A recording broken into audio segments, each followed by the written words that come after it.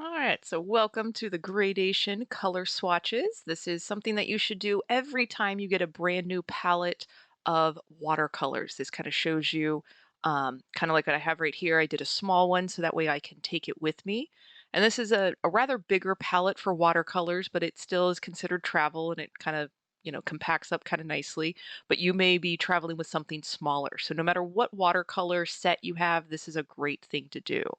I have two containers of water. One's going to be dirty and one's going to be clean, and then various size brushes. And for watercolors, I do like the pointy round brushes. And then we do have watercolor paper. You might have a different thing that you like. And this is, again, something that you should do every time you get a new watercolor swatch.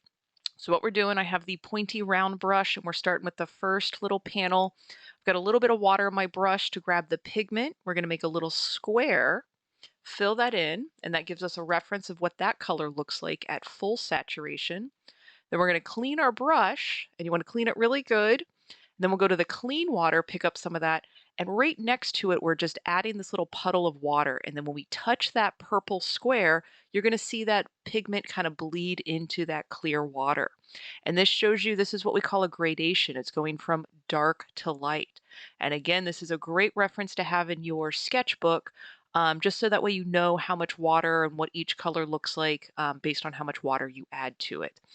And for my beginner and first time watercolor painters, this is going to be a good reference item because the colors do tend to look a little different when there's more water added.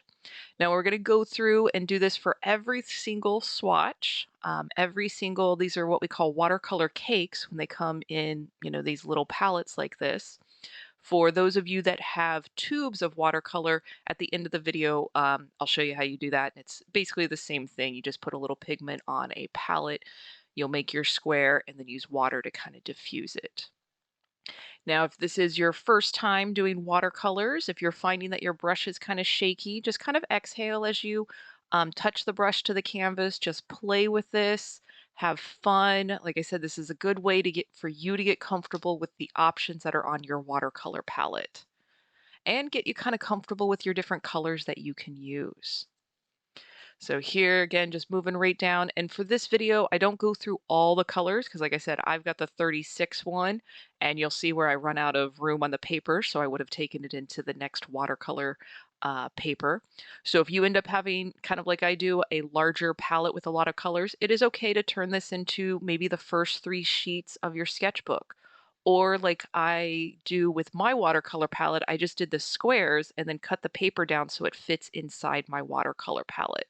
Again, a great reference for you to have as you start watercoloring. And then if you're definitely get more into plein air painting, and that's going outside and painting what you see out in the outdoors, um, having kind of this reference might help you for some quick colors that you might need to access depending on what you're painting. All right, you guys are doing a great job. And a few little tips about watercolors. You can layer colors on there a little bit, not like you do with acrylic. So you're probably good with about 3 to maybe 4 layers.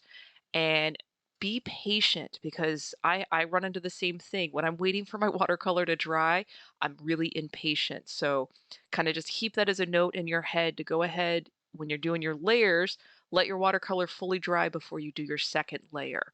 And that way you're a little less likely to resaturate the underneath and then even kind of scrape to the paper. And as you do some of your playing with the watercolor and getting comfortable with this medium, you'll kind of see what I'm talking about as far as if you overwork the watercolor paper or add too much water and just kind of find a balance. And as you approach watercolors, I encourage all my students, I want you to just be a kindergartner, be an adult kindergartner, be a 5-year-old, just play, get comfortable with this because there really is no right or wrong way to paint. The only way to fail at painting is to not paint at all.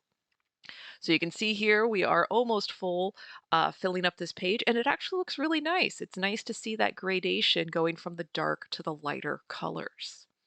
And hopefully you're a little more relaxed as we go about this. All right, so those of you that have tubes, this next section is for you.